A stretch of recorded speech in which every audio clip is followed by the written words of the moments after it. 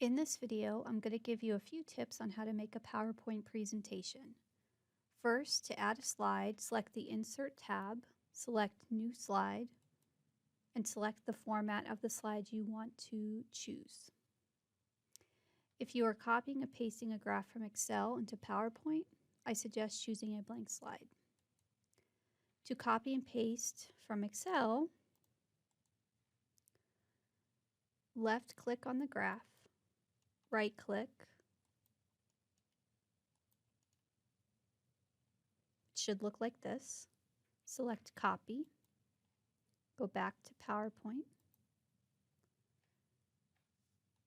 right-click on the slide, select Paste. You can also hold the left mouse button on the edge of the graph down and then scroll up and over to make it bigger.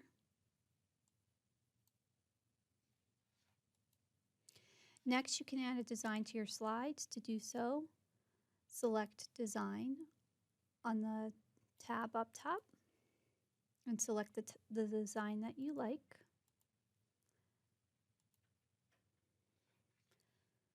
Note that this could change the formatting of your slides, so you may want to start with the Design tab first before making the rest of the slides.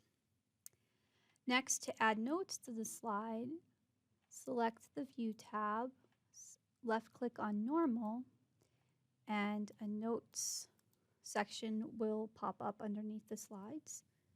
You can add notes to the slides. Note that these notes will not show up on the slides themselves. Last, there are several functions in PowerPoint to make the presentation more interesting, such as animations and transitions. If you have time, I suggest exploring these functions to improve the quality of your presentation.